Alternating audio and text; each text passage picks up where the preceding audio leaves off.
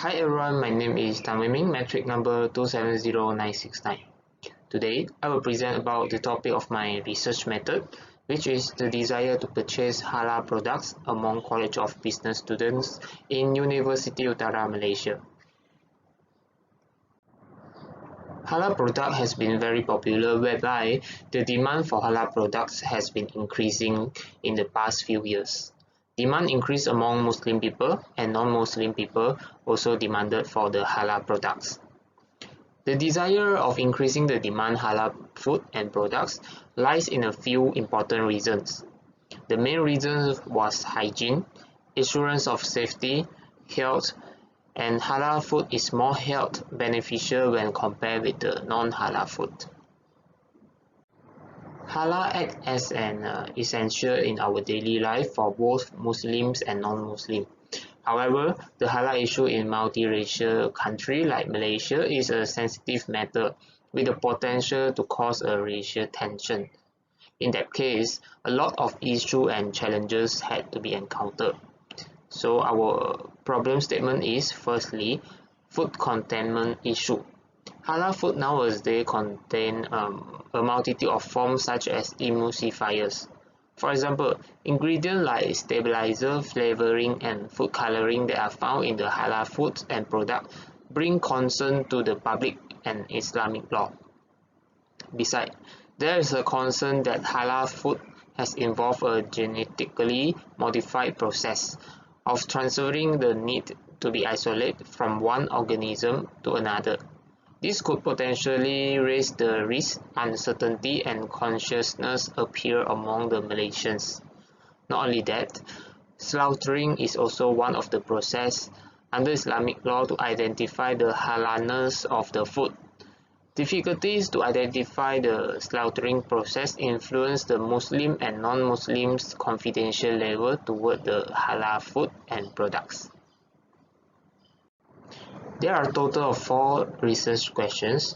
The first one, what are the demographic characteristics of the College of Business students at University Utara, Malaysia?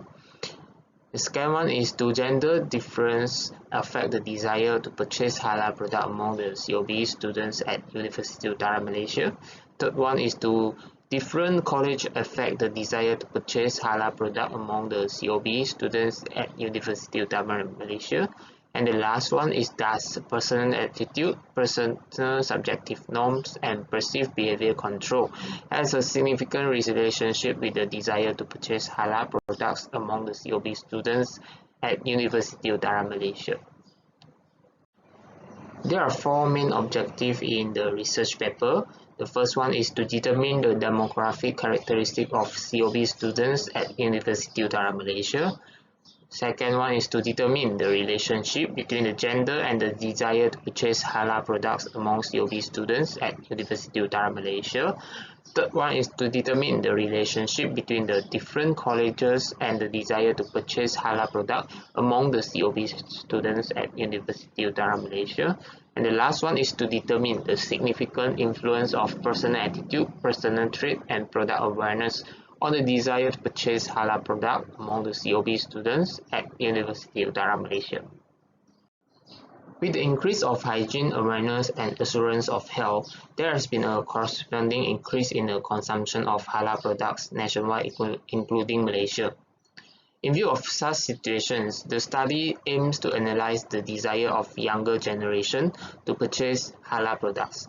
The scope of the study is limited to the students from the COB at University Utara, Malaysia.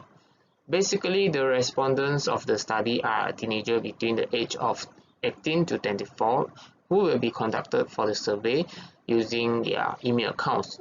Virtual survey form will be given out through various social media platforms such as WhatsApp, Telegram, and Facebook to the targeted respondent. So each of the respondents need to study will be asked to complete a simple questionnaire in English language. Focus of the study include the determinant of the personal attitude, personal trait, and the product awareness that influence the desire among the students to purchase halal products. The empirical study for the research paper is the intention to purchase, personal attitude, subjective norm, and perceived behavioral control. The hypothesis of this study included H0A, there is no significant difference of the gender affecting the intention to purchase halal products. H1A, there is a significant difference of gender affecting the intention to purchase halal products. H0B, there is no significant difference between colleges in affecting the intention to purchase halal products. H1B, there is a significant difference between the colleges in affecting the intention to purchase halal products. H0C, there is no significant relationship between the personal attitude, subjective norm, and perceived behavior control with the intention to purchase halal product. And H1C, there is a significant relationship between the personal attitude, subjective norm, and perceived behavioral control with the intention to purchase halal product.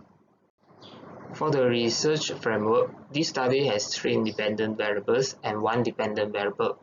Dependent variables consist of COB undergrad students' intentions to purchase halal food, and which independent variable contain 3 factors that influence the COB undergrad students' intentions of purchasing halal food, which are personal attitude, personal traits, and food knowledge. Based on the data we have collected from the COB, the total population of COB students for this research is 11,038 students.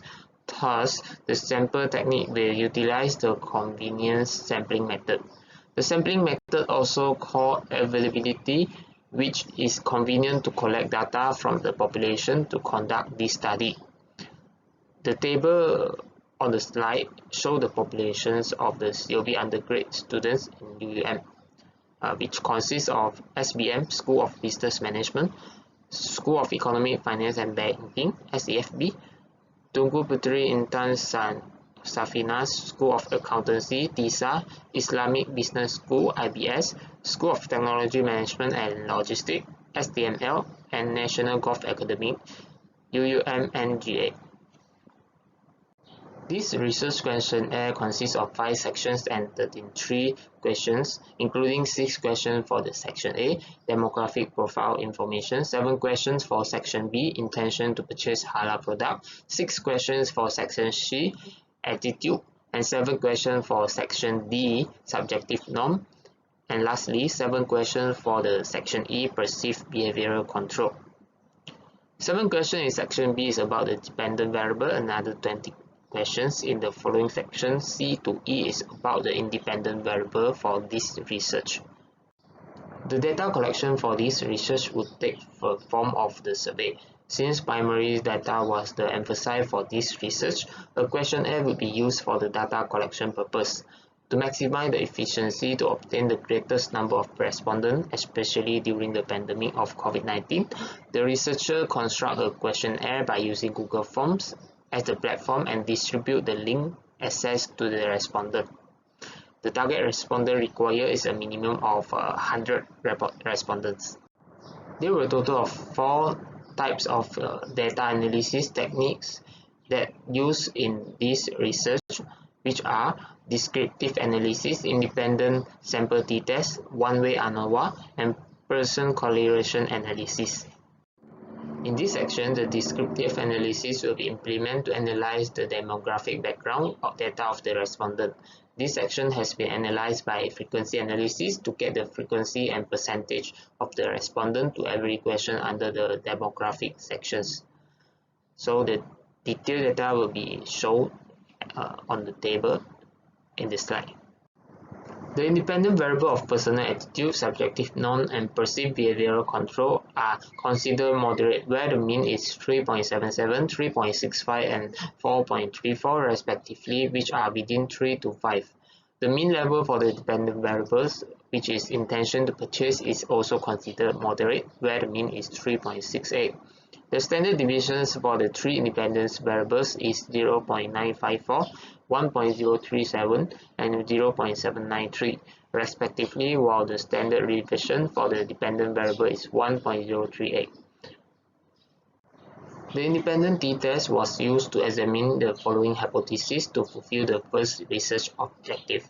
So here is the list of the hypotheses. Based on the table on the top of the slide, the desire to purchase halal products represented by ATP, personal attitude is represented by ATT, subjective norm is represented by SUN, and perceived behavioral control is represented by PBC. Gender 1 represents male and gender 2 represents female. So firstly, the male respondent score more than the female respondent, where the male respondent recorded 3.7585 and the female recorded 3.6247. The result shows that there is no significant difference of desire to purchase halal product among genders, as the P was recorded 0.488, which is higher than the significant level of 0.05. Thus, the null hypothesis is not rejected. Alright, so for secondly, the male respondents, which is also score more than the female respondent. So the result shows that there is no significant difference of the personal attitude among the gender, where the P recorded 0.404, which is higher than the significant level of 0.05. Thus, the null hypothesis is not rejected.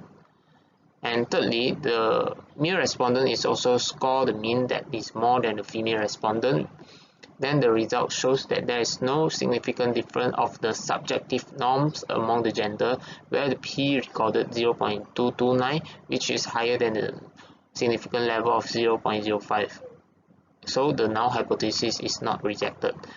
Lastly, the female respondent score more than the male respondent, where the result shows that there is no significant difference of perceived behavioral control among gender, where the P is recorded 0.379, which is higher than the significant level of 0.05.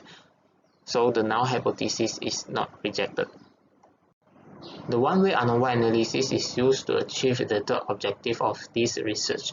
This analysis is to find out whether there is a statistically significant relationship between the academic score under the COB and the variable which are the desire to purchase halal products, personal attitude, subjective norm, and perceived behavioral control. So all the hypotheses are shown on the slide. Based on the result generated by the SPSS, so firstly, we can conclude that there is a significant difference of desire to purchase halal product among academic school under COB, as the p-value, which is 0.007, is less than the significant level, which is 0.05. So the null hypothesis is rejected. For the second, we can conclude that there is a significant difference of personal attitude among the academic school under COB, as the p-value, which is 0.002, is less than the significant level, which is 0.05. So the null hypothesis is rejected. Thirdly, we can conclude that there is a significant difference of subjective norms among the academic school under COB, as the p-value, which is 0.003, is less than the significant level, which is 0.05. So the null hypothesis is rejected. Lastly, we can conclude that there is a significant difference among the perceived behavior control among academic school under COB, as the p-value, which is 0.021, is less than the significant level, which is 0.05. So the null hypothesis is rejected. Alright, so based on the Pearson correlation analysis result generated by the SPSS, there is a positive correlationship between the desire to purchase halal product and the personal attitude, which the R is 0.922 and the P, which is less than 0.01. It shows a very high correlation between those two variables, as the Pearson correlation is 0.922. Next, there is a positive correlation between the desire to purchase halal product and subjective norm. It shows a very high correlation between those two variables, as the Pearson correlation is 0.842. Furthermore, there is also a positive correlation between the desire to purchase halal product and the perceived behavioral control. It shows a very high correlation between those two variables, as the Pearson correlation is 0.551. Alright, so based on the overall results, it is clear that a number of factors may influence a person's intentions to buy halal items. The findings of this study may serve as a guide for the future academic scholars, lecturers, university administrators, and government representatives who wish to contribute to the growth of halal product in Malaysia. The development of halal product toward global distribution in the future involves everyone. So that's all from me. Thank you.